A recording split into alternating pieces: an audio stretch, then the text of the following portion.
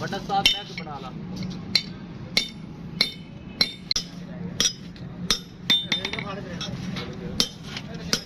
अरे कौन है एक तो हो रहे कढ़ाई वाला ना इधर कढ़ाई वाला